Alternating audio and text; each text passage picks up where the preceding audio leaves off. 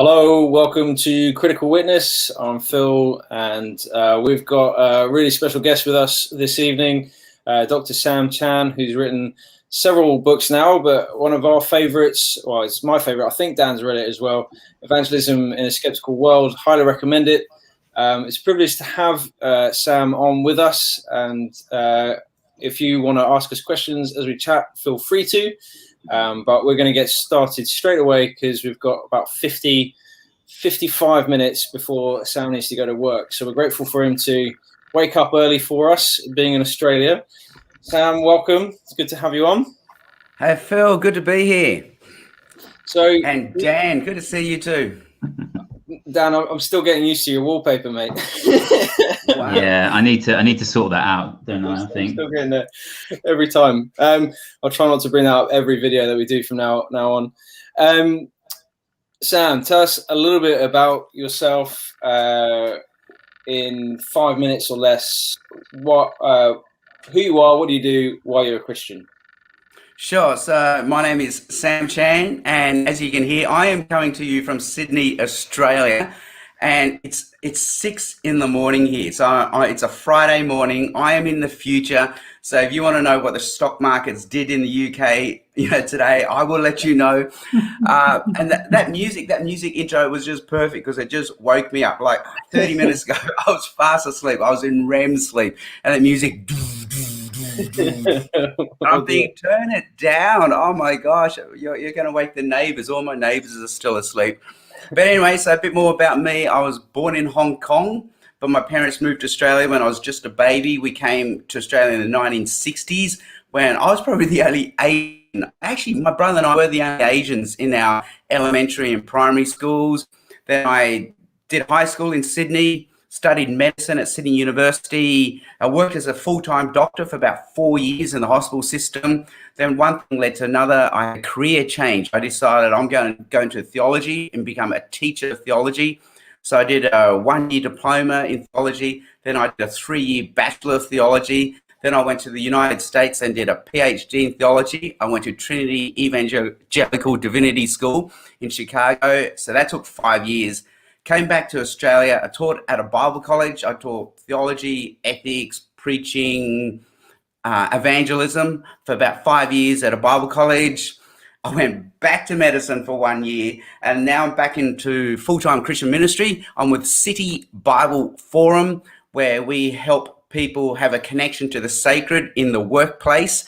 And I still work 1 or 2 days a week as a doctor, as a surgical assistant. And that's why I have to leave in about 1 hour's time, because I have an 8 a.m. start at a hospital. Fortunately, there's no traffic out there right now. Sydney has gone back into lockdown. It's like a rerun of 2020. In fact, that is a crazy, weird thing. We all thought 2021 was going to be a reboot. We're going to go back to normal. It's been a worse normal than last year because we had worse bushfires, worse floods, and now we have a worse variant of the COVID virus. So it's really messing with our heads, and I'm sure it's messing with your heads in the UK. I was just sharing earlier before we went live, the crazy thing was last year it seemed like Sydney and Australia, we had the COVID virus managed perfectly. We're thinking, why can't the whole world be like us? Like we locked down early, we did this properly. And so we're having live sport, we're having live music, we're having concerts, and we're looking at the rest of the world still in lockdown. And we're sort of smugly patting ourselves on the back thinking, how good are we? And now we've just had to go back into lockdown for a variety of reasons, some in our control, some not in our control. And then we watch you guys in the UK with the crowds at Wembley, the crowds at Wimbledon, and I think, wow, why can't we be like the UK? Look at these guys, they got it right. So there you go. We have UK envy right now. Well, I'm not sure how long it will last.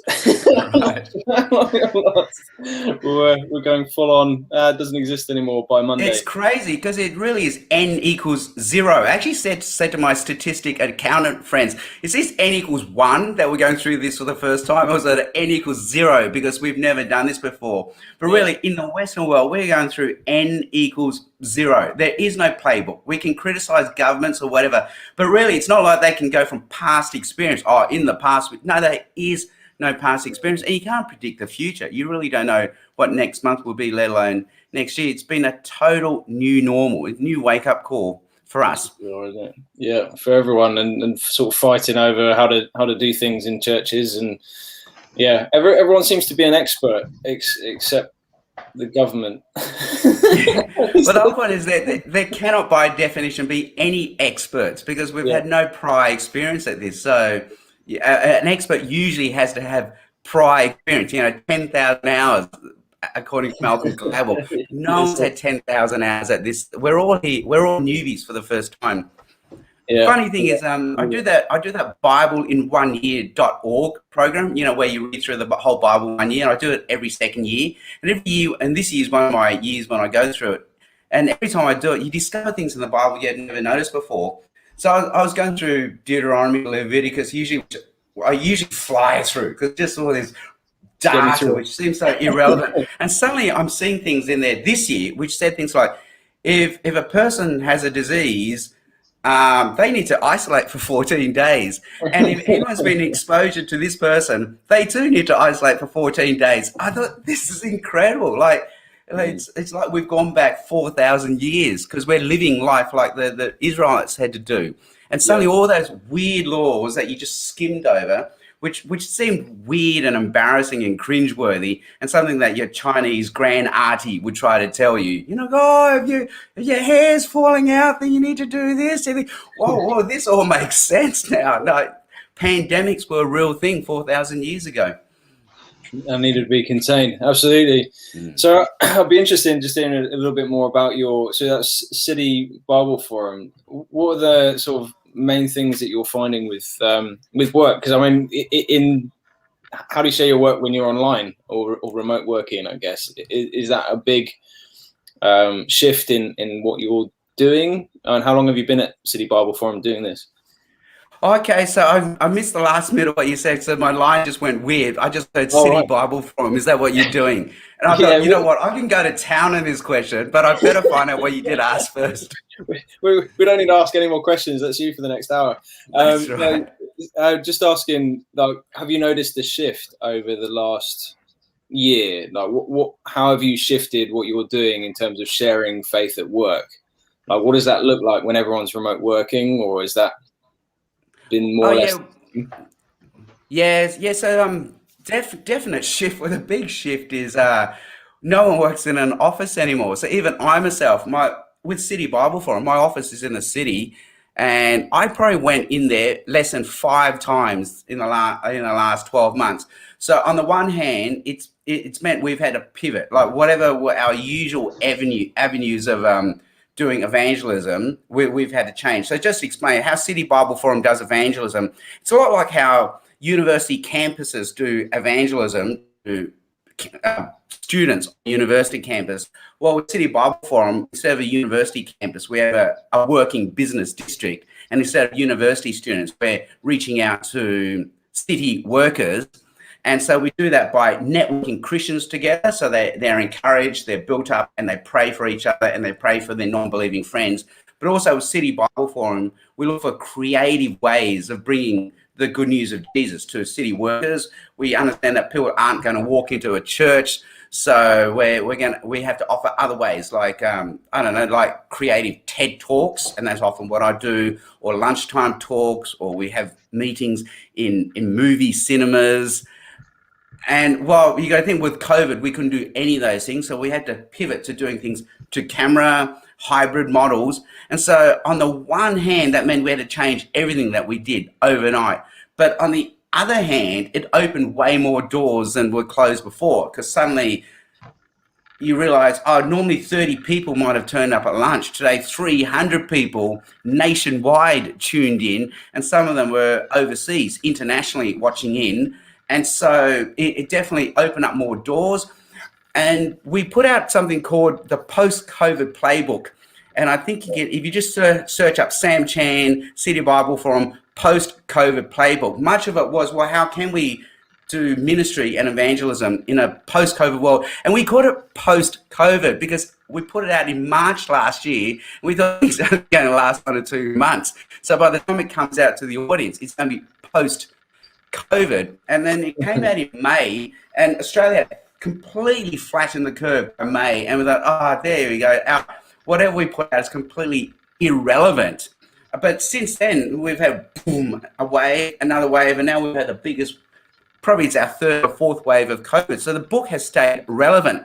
And the whole premise of the book is our Western storyline has been deconstructed, because our Western storyline is founded on individual freedom, security, certainty, autonomy. I get to make my choices, and I know what the future holds. And that's why I'm to blame. I'm responsible for my future. I need to chase my dreams and do whatever it takes to make me happy. And suddenly, overnight, all those foundations of the Western storyline have been completely deconstructed. And so I think people are putting on a brave face, making it seem like everything's okay, when deep down we have no foundations. The fascinating thing is what happens during lockdown. So last time Australia had a severe lockdown, you were only allowed out for only three reasons besides seeing a doctor. One was to get outdoor exercise, and you think, okay, fair enough. The second one was to get a haircut. Who could have believed that? Like, a haircut was a life essential. But the third one was to buy alcohol. And when you think, you know what, I get it. People are not coping right now. And David Brooks last year in the New York Times put out this amazing article. He said, we never talk about the 1918 flu pandemic. We talk about World War I, we talk about World War II, we talk about, it was a tragedy, a loss of life, but, it brought the community together. So people often say that apparently the happiest decade in the 20th century was the 1930s. The Depression and World War II gave everyone this collective sense of purpose and transcendent manifest destiny. But then David Brooks says, we talk about World War I, World War II, but we don't talk about the 1918 flu pandemic, even though more people died in the pandemic than World Wars I and II, maybe combined. And he said, why is that? He said, because there's a lot of shame when it comes to a pandemic. People don't like who they became during a pandemic. That's really interesting, the difference in how that's worked out. Dan, what are you thinking? You've got another question? No. We're discussing things I hadn't thought we would discuss, so it's interesting. I mean, that's just the beauty of these live broadcasts. Hey, I think it just got me thinking then about why we don't talk about the pandemic. Well, I think one of the things why the First and Second World War get discussed so much is because, in a sense, they're avoidable, and there's something about a pandemic that when it comes, it's not often. It's not human agency involved. It's an interesting one. I hadn't thought of it like that. There's something scary. They're both scary. I mean, because we talk about the world. Well, I was talking to my kids about this week. We remind people about the wars because they're so terrible. We want to avoid them happening, so there has to be in part of our consciousness, because we want to try and remember how horrid they were, so that we don't we try and avoid ever encountering one again. But there's something about a pandemic that once it's over, there's such a relief. You kind of don't want to talk about it again. But so David Brooks' point is, we're not proud of who we are in a pandemic. Like, we're proud of maybe how we rose above adversity in world wars, how we all worked together. But no one seems to work together in a pandemic. And that's David Brooks' point. It's sort of every person for themselves at that moment. And we see that in the hoarding of toilet paper. In America, they hoarded guns. In the UK, they probably hoarded alcohol. In Australia, we hoard toilet paper, of all things. Like, there's nothing proud about hoarding toilet paper. And there's this shameful moment as you walk out of the supermarket with a pile of toilet paper, like hoping to make no eye contact with anyone. And so, and let's face it, also the liquor stores were just emptied. You see people with shopping trolleys full of. They had to ration alcohol in Australia. I don't know what it was like in the UK. And again, people aren't proud of who they become during a pandemic.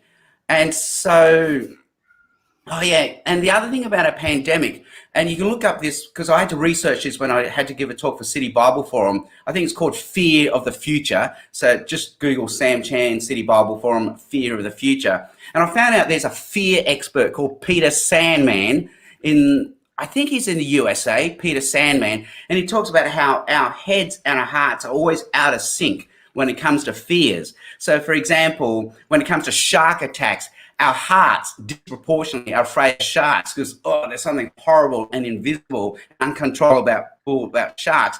When our heads deep down say, oh, come on, that's an irrational fear. There's so few shark attacks. You've got more chances of winning the lottery or being struck by lightning before you get attacked by a shark. And then you get the opposite where our hearts are not afraid when they should be afraid. Like, when it comes to alcohol and cigarettes, where there's 30,000 deaths per year from each one in the USA.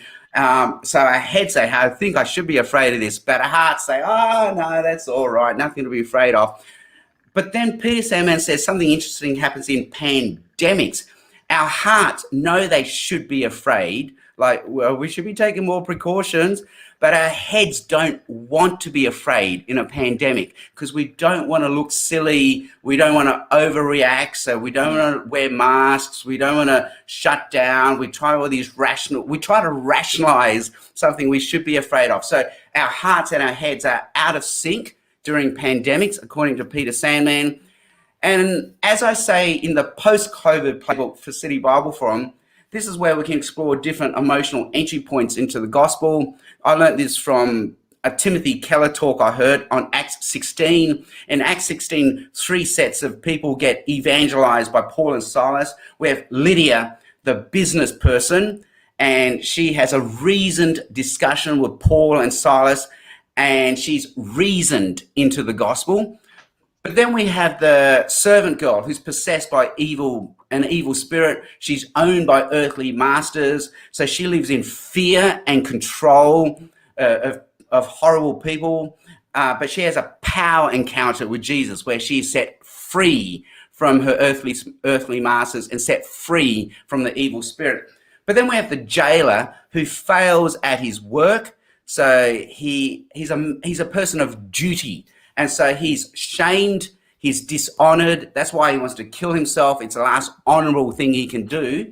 But then he sees in Paul and Silas, who are singing away in prison, he sees a way of life that works, a shalom, a peace, a joy, a hope, and he wants what they have. So typically in the West, we've done evangelism like we would evangelize Lydia, the business person, rational discussions. We have question and answer, forums, arguments, apologetics, Bible talks, and that's okay. That works for someone like Lydia, the business person. But now with the pandemics, we're finding that people are much more like the servant girl or the jailer. They have a way of life that is not working. It's been deconstructed. It's fallen apart. They've lost their way of life. They've lost an income. There's a fear of the invisible. They're under the control of forces beyond their control. Maybe they can discover a power encounter with Jesus where they discover a freedom they didn't know before. Also, they see a way of life that works, a joy, a beauty, a peace, a hope, and they want that shalom. They want that way of life as well. That's really helpful. And I think there's something that I found really helpful in your Evangelism and Skeptical World, the different views of almost metaphors of the gospel and how you can bring them about in different perspectives and views and worldviews. And I mean, the 3 there generally seen now as the main ones, and probably it's become a trend, but it's also been quite a helpful trend, I think, of the sort of 3D gospel type take on shame and honor and fear and power and guilt and innocence in that sense. Although, yeah, reasoning is quite a different kind of view on that. I would just be interested, and there's a question in the chat here that asks, is there a chief gospel metaphor that we should lean towards with the pandemic? And I think the idea of shame, which has been sort of almost foreign, not fully foreign to the West, is now becoming far more understandable. I know you've used it already in this conversation several times. Is there like a go-to metaphor that you would say is now prioritized over others, or are you just saying take a pick as to who's in front of you? What kind of recommendation would you have on that? Oh, yeah, I think definitely play what's in front of you. I don't think there's one cheap go-to metaphor, use this and, or, or else, use this or else you're doing it the wrong way, use this, or, because it's the only best metaphor. No, I think you play what's in front of you. But I do find shame seems to really, really work for me right now. And it's interesting, Andy Crouch, a cultural analyst in the USA, he foresaw this ages ago. He wrote some article on Christianity Today almost 10 years ago, and it was called The Return of Shame in the West.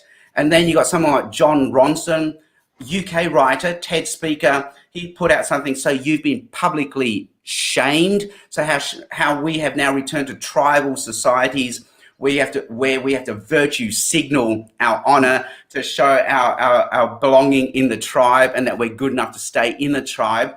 But once you've done a small slip up, you're cancelled, you're shut out, you're shamed. And Douglas Murray, the madness of crowds, I think he's also a UK writer. He says the reason why people don't say sorry is that there's no point saying sorry. There is no forgiveness. Once you've been shamed and once you've been dishonored by your own tribe, there's no coming back. There's no forgiveness. So I found shame really helpful. And the examples I give in my book, I think I give it in Evangelism in a Skeptical World, maybe in How to Talk About Jesus in those books. When I speak in high school chapels and I come as the bozo who's the Christian speaker giving the Easter talk or the Christmas talk and everyone hates me, boo, boo, boo. And people say, well, so what do you believe about sin? And you can hear the room go quiet because here's the Christian bozo speaker. He's going to talk about sin. And I say, well, this is how the Bible explains it. There's a good God who loves us, who made us, and he's given us good things to enjoy, but we don't worship him. In fact, we've shamed him. And that moment, the crowd is silent. And I think, you know what? Deep down, I think he's right. And what we're doing is returning to the way the apostles in the book of Acts explain the gospel to the unchurched, unreached cultures. So to the reached cultures who had the Bible, who should have known better, they gave the typical, guilt and you need the guilt model where God has sent you the Messiah, but you killed him. So you need to repent of that. You've broken the law.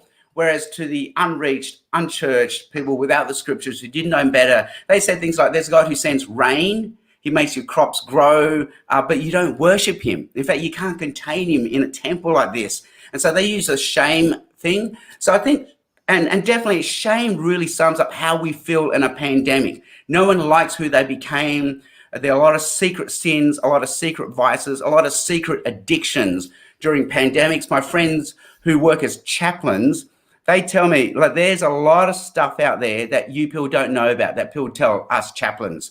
So people don't like who they become.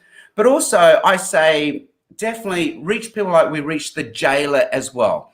I was listening to a podcast called Gospel Bound with Colin Hanson, run by Colin Hanson, and he had Andy Crouch on, and they were talking about the K curve. I would say the K curve. Here we go.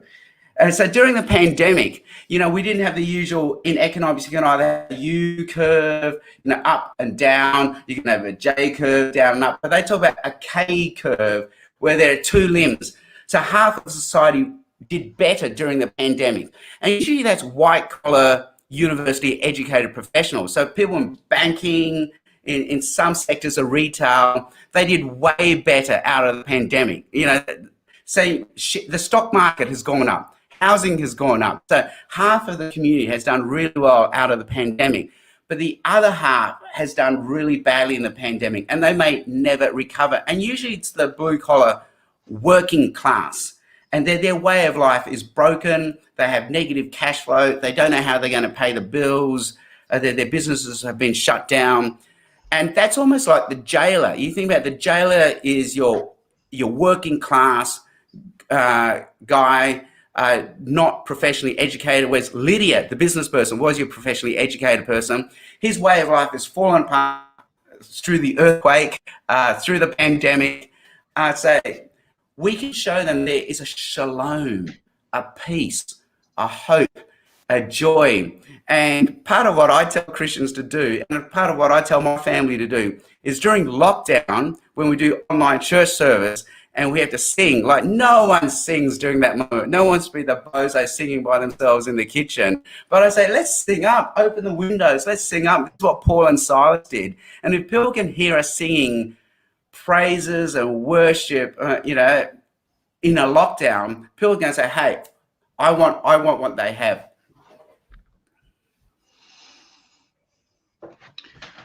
Yeah. I'd be interested in some of your the sort of challenges of sharing the gospel during a pandemic, because when you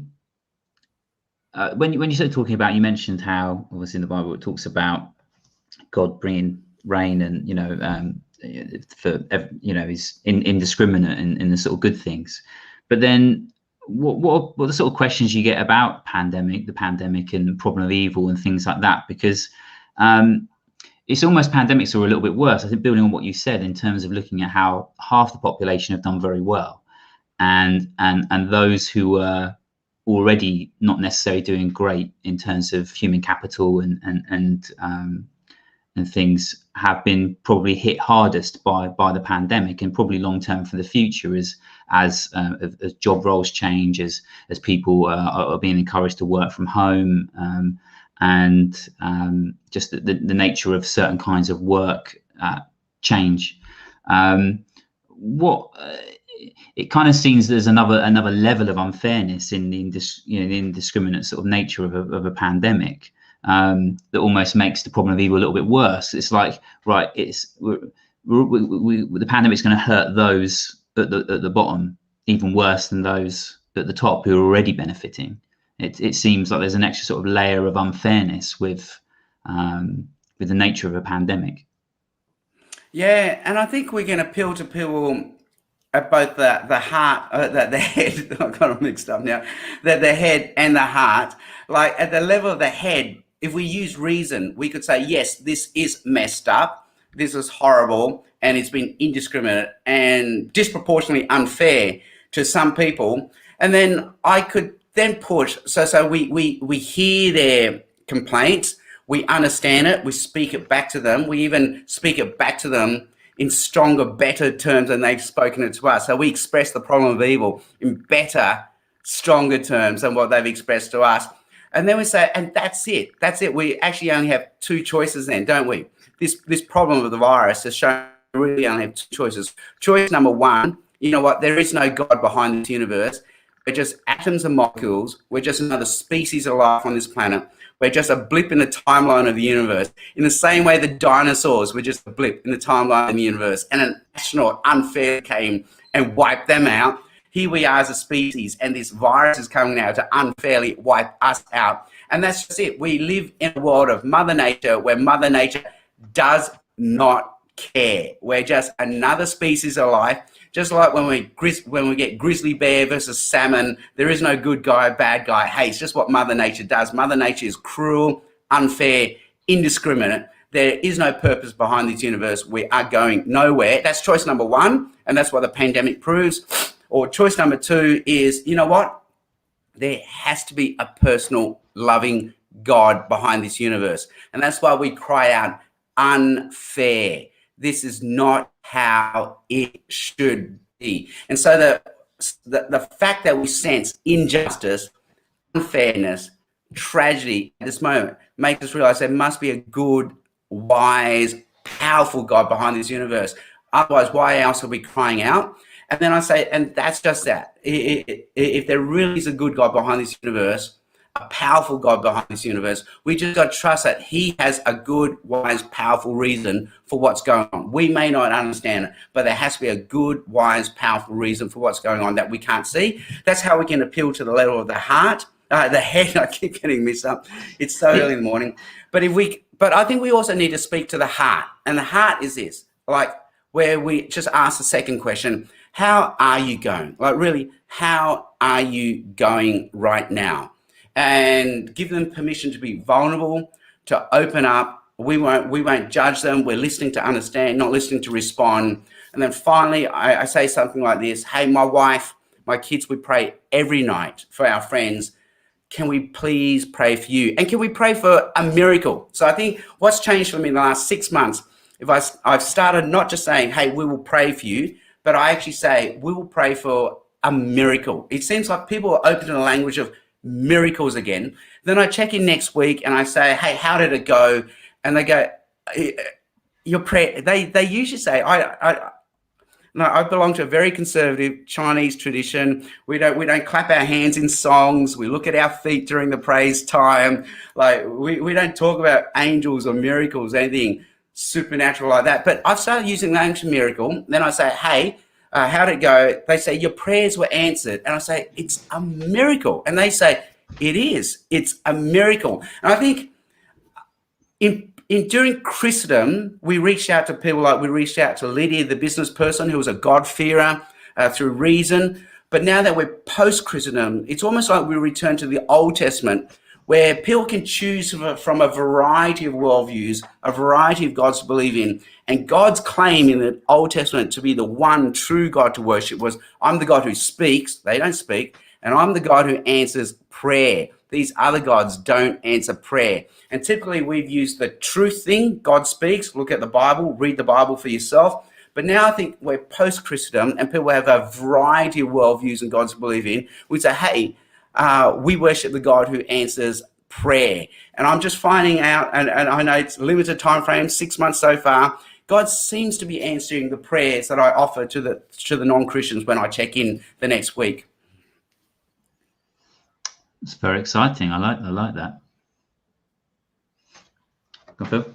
I can't hear you, Phil. I think your sound is not working. Is that working? Hello? Yes, we've got you back. Don't know. Trying too many special things, I think, on the sound. I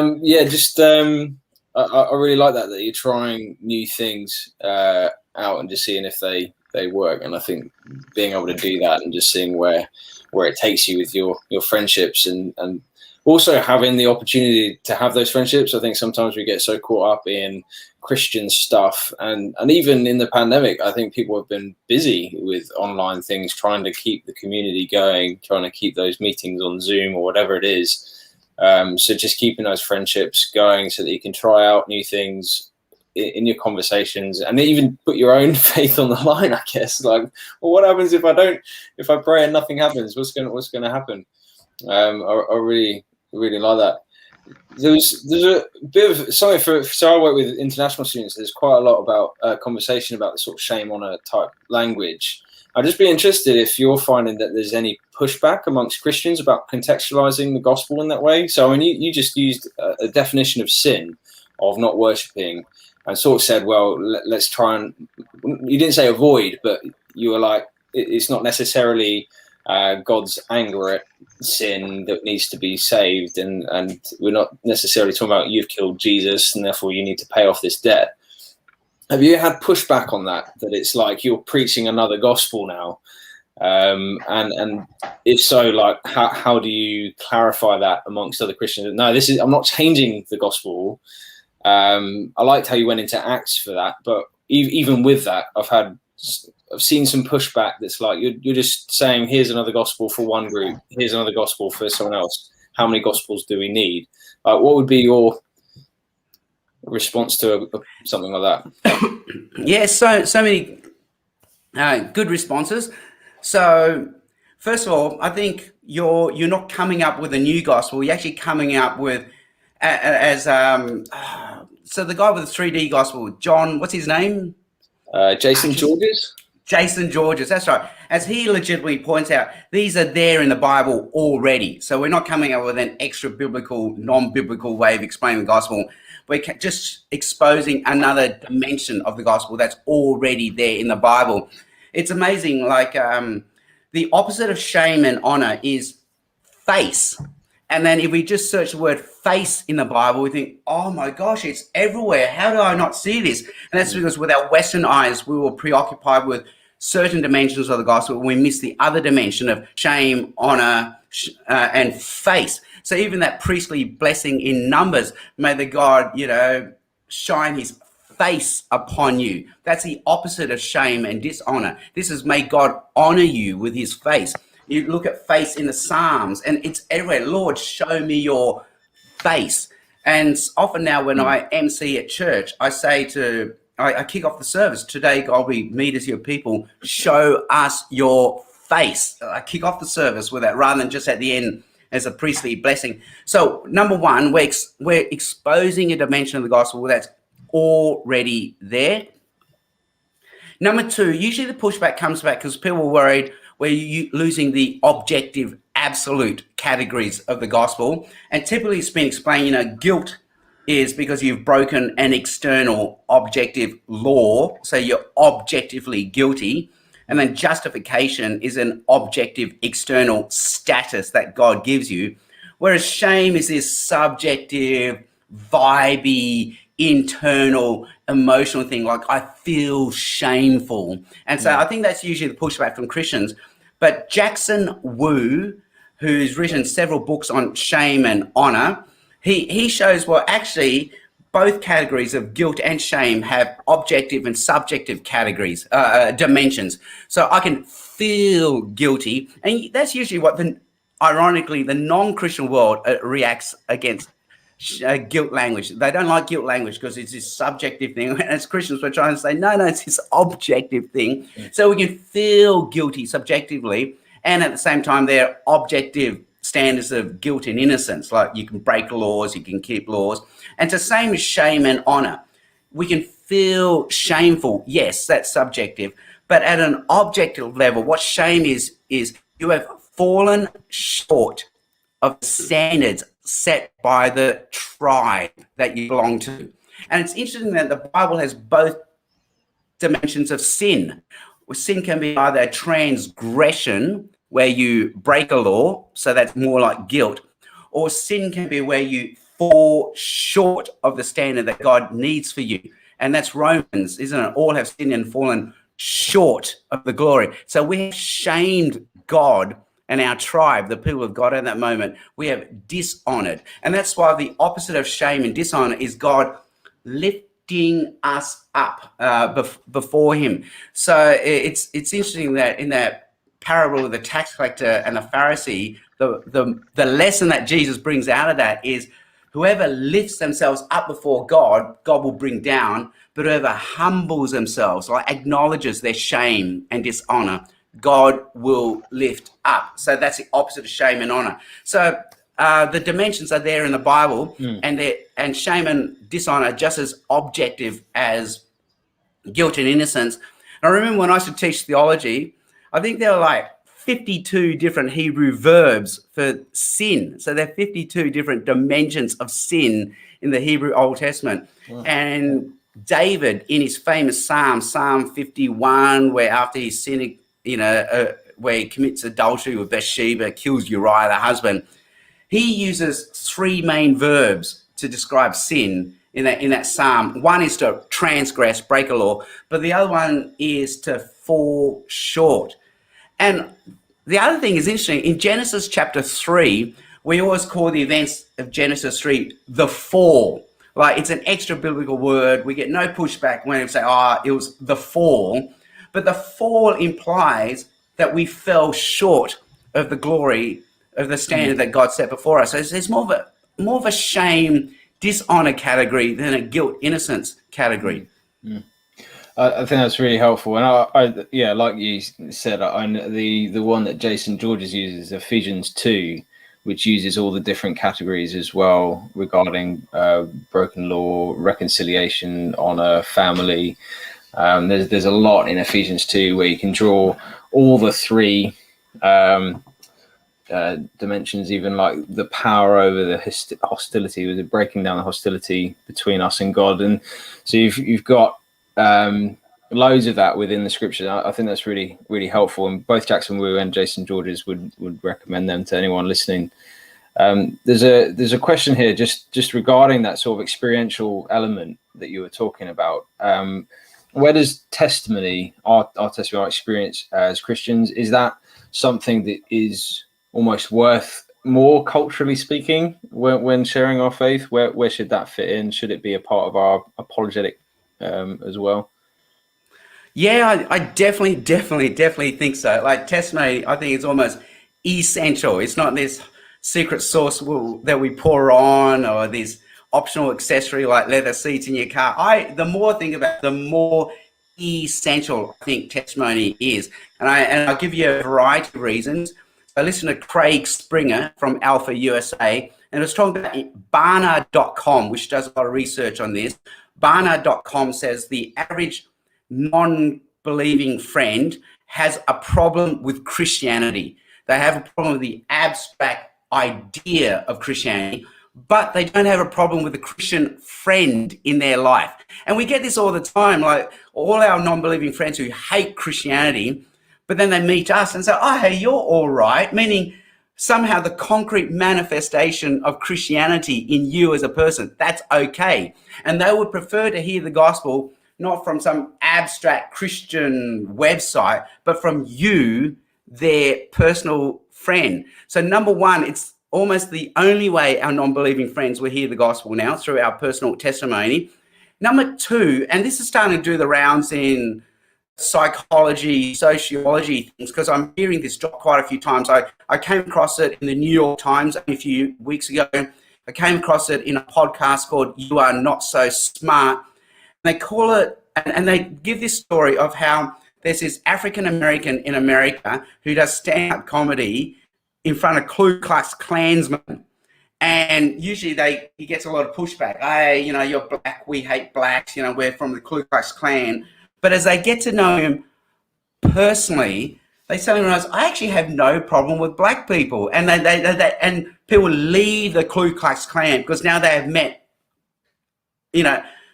a person, not the idea of blackness, but they've actually met the person. So again, number two, if our non-believing friends are going to believe, it has to come through us as a person telling them our personal testimony. But number three, I've been listening to another podcast called the Reformandum Initiative. I think it's called. It's either Reformation Initiative or the Reformandum Initiative, and it's evangelical Protestants trying to reach out to their Roman Catholic friends. I think obviously the Roman Catholic universe is a wide universe, and many Roman Catholics have the gospel, believe in the gospel. But the big premise of this is many Roman Catholic friends, actually, the gospel is there. They're just not hearing it where they are. And so how can we tell them the gospel? And they found out it's testimony. It's testimony. If we try to do this propositional, hey, this is what you believe, this is what we believe, we have this overlap here, but this is what we don't believe, this is what you don't believe, that's not going to work. It has to come through testimony. This is my story. That's really interesting. Yeah, well, we've had a couple of Roman Catholics on here. Yeah, I'd be interested to hear that people are trying to evangelize them with their testimony. Dan, you got any questions? You've been just listening in. Yeah, I wanted to get a little bit about your book and what kind of led you to write your book, because I really enjoyed reading your book, Evangelism in a Skeptical World. Is that? I can't remember now. That's right. I think that's it, isn't it? Yeah. Yeah. I'll pull them off the bookshelf. Just yeah. But yeah, I'll wait for him to get back. He won't hear me. It's a good book. Well, he's coming back. Nothing like live radio silence. That's the worst thing. I just thought up a statement, just talking about how testimony is good for Mormon neighbors and friends as well. That's right, definitely. But I really enjoyed your book. I know a lot of people have been very positive about it, and I'm sure you've got lots of positive feedback about it. But I'd just be interested in what kind of led you to writing that book, and really.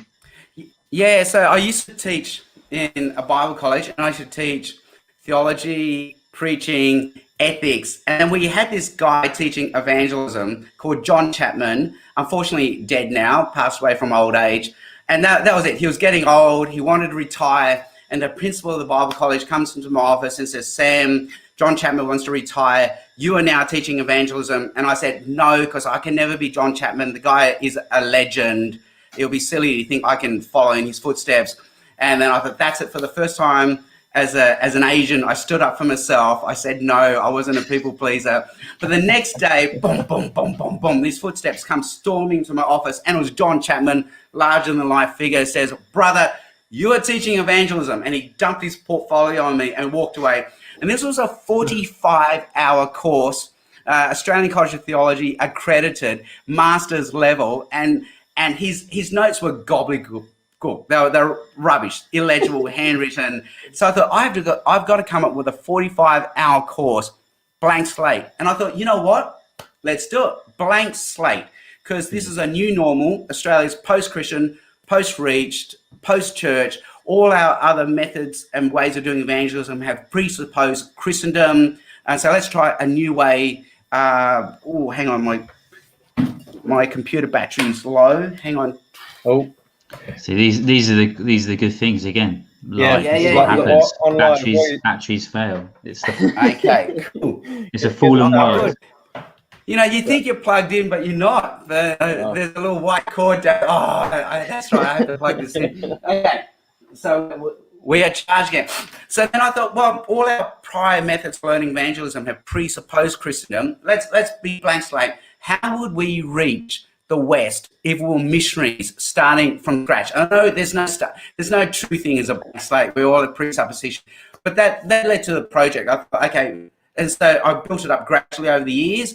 And I got missiologists to come and share how they'll reach Australia. So it was based on that. And so out of that came, yes, the book you're talking about, Evangelism in a Skeptical World. And it must have touched a nerve, did way better than what I thought it would. More people than just my mother and my wife bought it. It won some award with Christianity Today, something like that.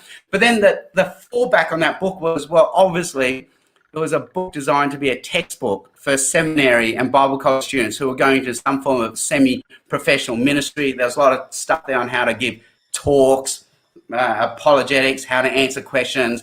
And someone said, well, for the average person who doesn't go to Bible college, who doesn't lead a Bible study, who's never going to give a talk at an event, can you write something for them? So out of that book came this one, how to talk about Jesus without being that guy, personal evangelism in a skeptical world. And a big premise of this book is, up until now, if you did evangelism,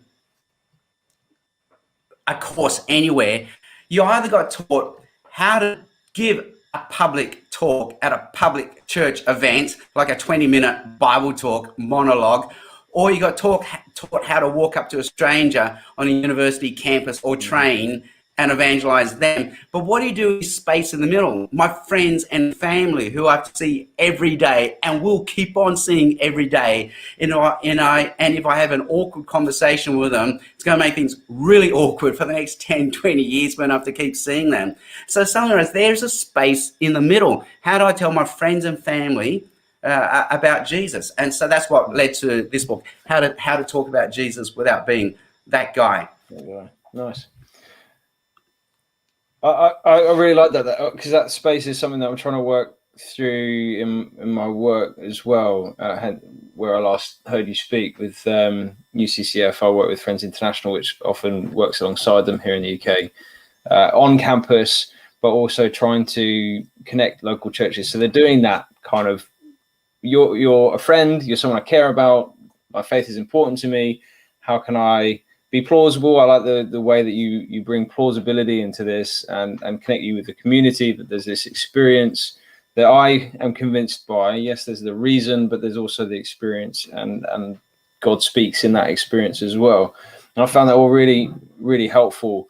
I'd just be interested just to unpick that guy, the sort of, how do you deal with that? You talk a bit about that in your Evangelism in a Skeptical World, but how do you bridge the fear that many people have that this is just weird? My recommendation is just to accept the weirdness and just go for it.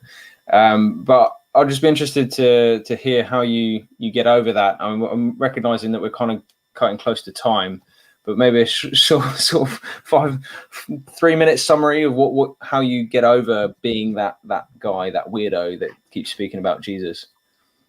Yeah, and I think, because I myself work 1 or 2 days a week as a doctor, so I work in a very secular environment, and if I had more time, I would share stories where Christian nurses and doctors discover I'm a Christian and we come out to each other, but it's taking us 5 or 10 years to discover that. I think even Christians can't come out to each other. So I think that's what the book is touching on. There is a weirdness about being a Christian. And I remember giving a talk titled how to talk about Jesus without being that guy. And I gave it a Gospel Coalition seminar in the USA. And it packed the room, like 250 people, standing room only. And I thought, wow, I've touched a cultural nerve here. Everyone realizes there's social awkwardness about talking about Jesus.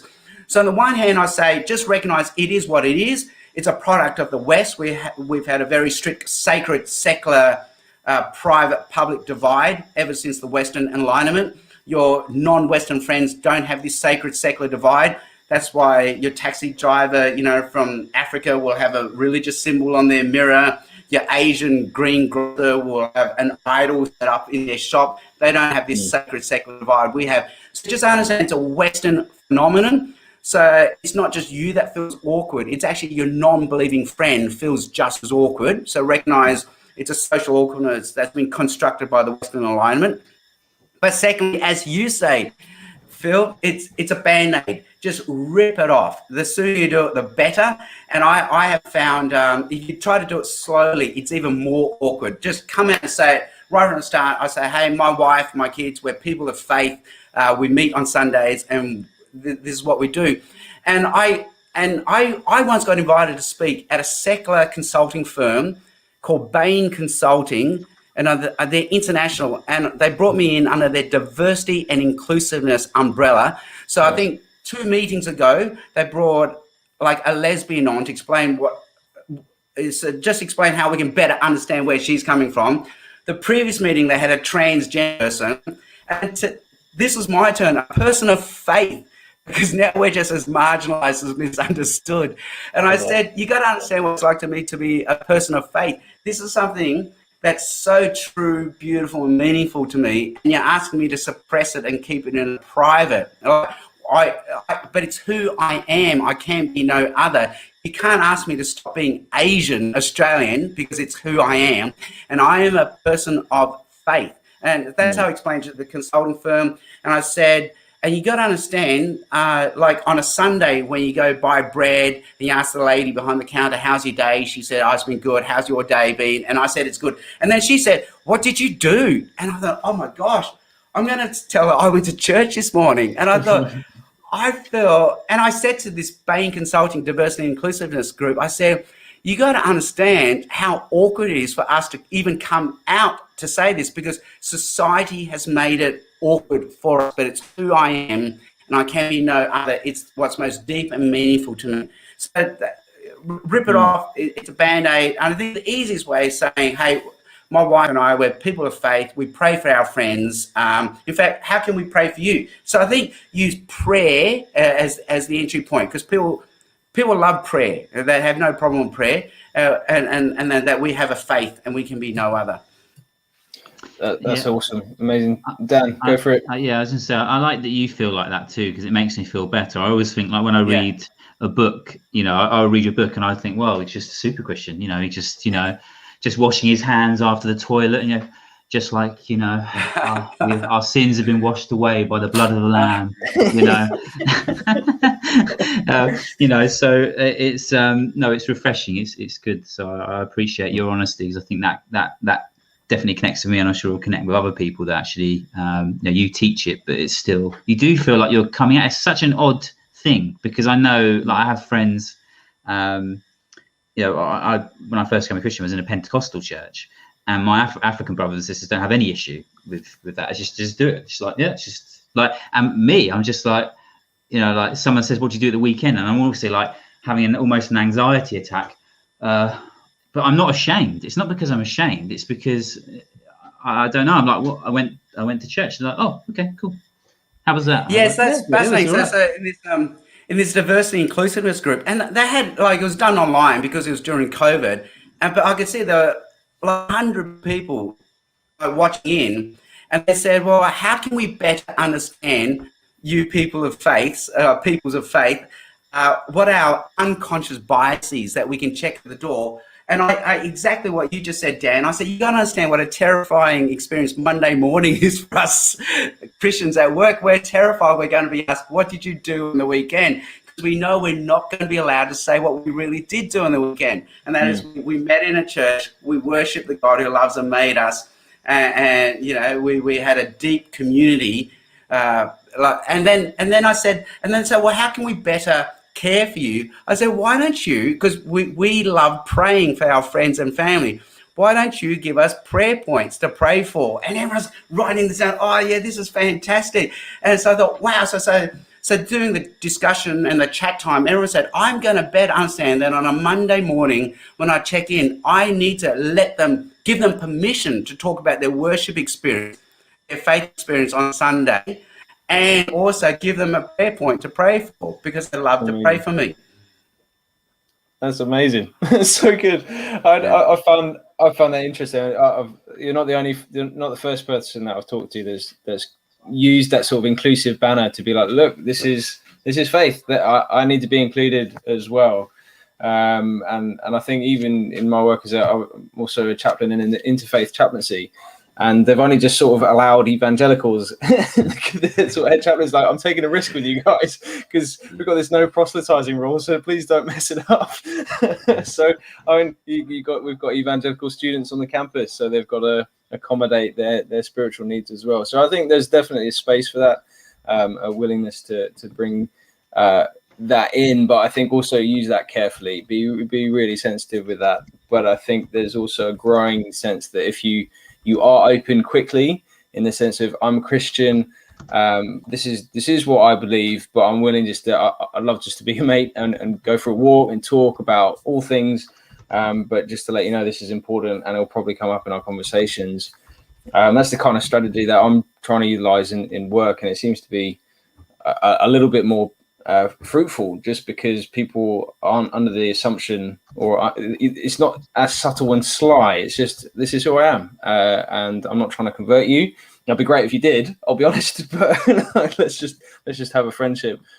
And just adding to that, I have a friend called Phil Nicholson, who's an OMF missionary in Taiwan, just returned to Australia. So when you're a missionary in Taiwan, again, it's exactly what you're dealing with, Phil. It's a very multi-faith society. Christianity is just one of many faiths.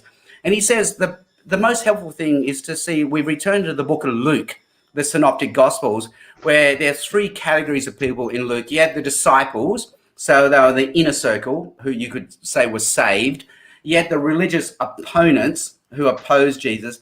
But you had this third category, and they were the crowds, the hanger-oners, who were just checking it out, hoping to see maybe something spectacular. So the observers. And much of the synoptics is, how do we reach the crowds? Not the religious people, but how do we reach the crowds? And Phil said he loves a parable of the 10 lepers, because 10 lepers call out to Jesus.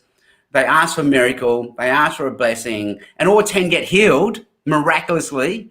They get blessed. They get the healing. They get the miracle. But only one comes back to know Jesus personally. And that's how we can explain Jesus to the crowds right now. You know, there's a God out there. He loves you. You might call out to him in times of crisis, and people do, amazingly. And he may give you the healing, the blessing, the miracle that you're looking for.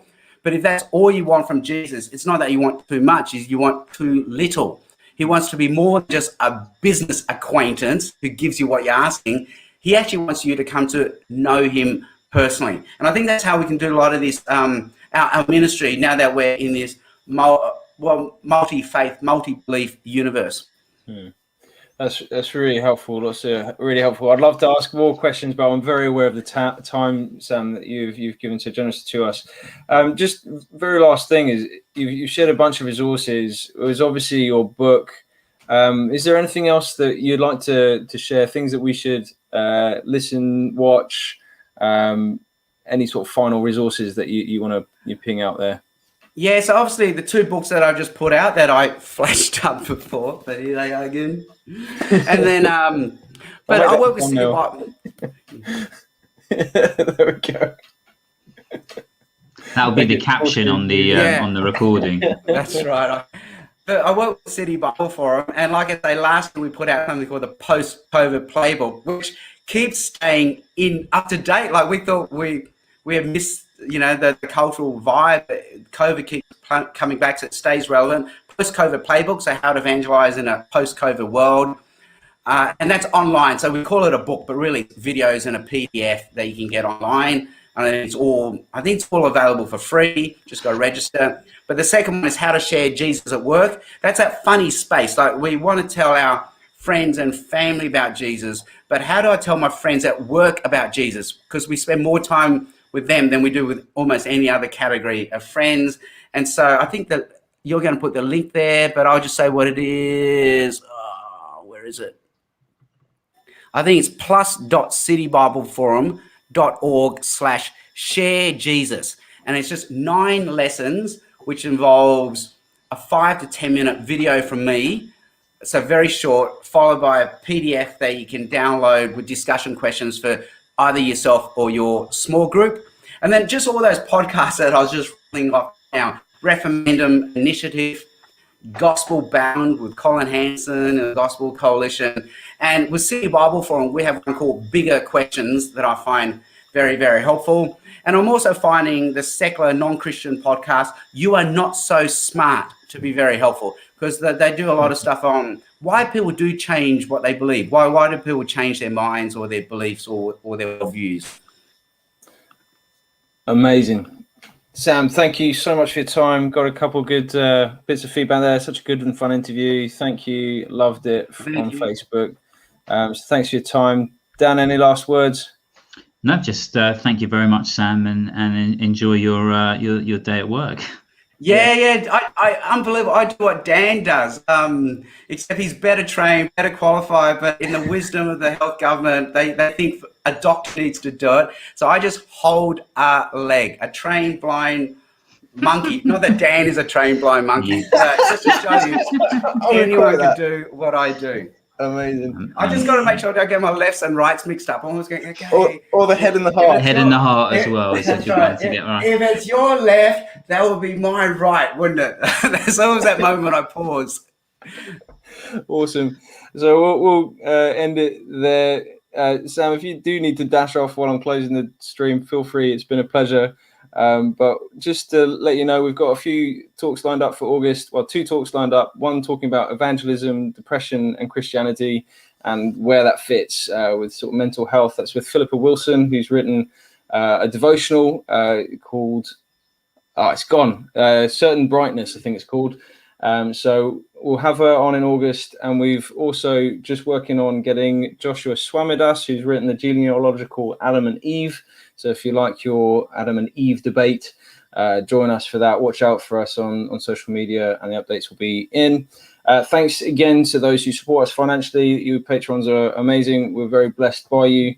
We're on patreon.com. If you want to join that group, that would be amazing, but no worries. We're very blessed with those who support us. So thank you. And we enjoy doing this anyway. So God bless you. And thank you for joining us for an hour, and we'll see you again soon. Bye-bye.